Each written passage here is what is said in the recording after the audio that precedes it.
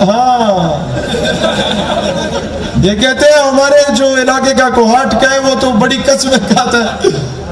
میں نے کہا قسم سے کام نہیں چلے گا, اب جان تو اللہ کو دینی ہے, لیکن فرانس کا سفیر بھی تو فرانس کو دینا ہے نا.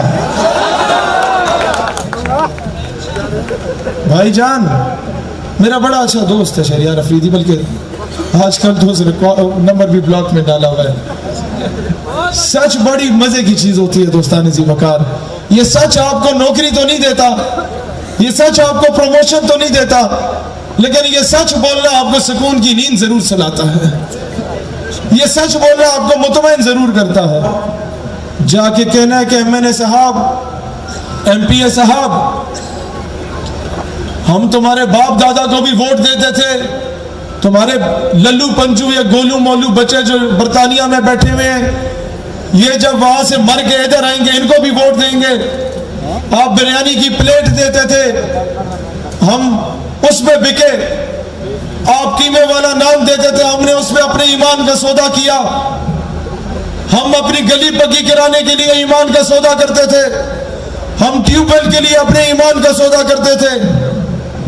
لیکن آج ہم اپنے بیٹے کی نوکری لینے کے لیے نہیں آئے, آج ہم اپنے گلی کا نلکا لگانے نہیں آئے, آج اپنی گلی پکی کرانے نہیں آئے. آج احمد رضا جا کے اٹک کے MNA کو بولے گا کہ جناب آج ہم آپ سے کوئی اور سفارش کروانے نہیں آئے, آج ہم آپ سے صرف حضور کے نام پہ بھیک مانگنے کے لیے آئے ہیں کہ ان کے گستاخ ملک کے سفیر کو ملک بدر کیا جائے. دوستان ذی وقار, یہ تمہارے نوکر ہیں. یہ قائد اعظم نے کہا تھا کہ یہ تمہارے خادم ہیں, یہ تمہارے ٹیکس پہ پلتے ہیں.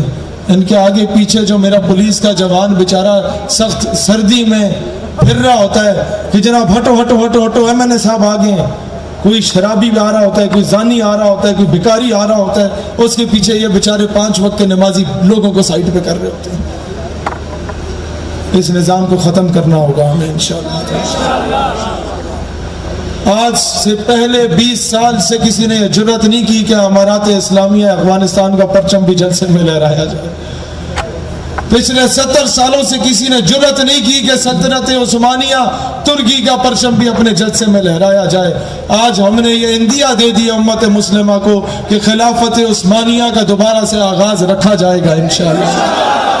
ملا عمر مجاہد کا دور دوبارہ سے آنے والا انشاءاللہ.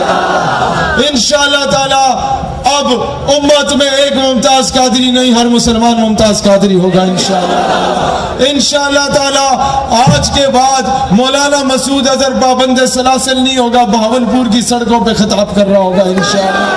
آج کے بعد چبر جی کے اندر ہاؤس ارسٹ حافظ سعید نہیں ہوگا, وہ میدان عمل میں کشمیر کا رستہ اسے خود دیا جائے گا انشاءاللہ. آج کے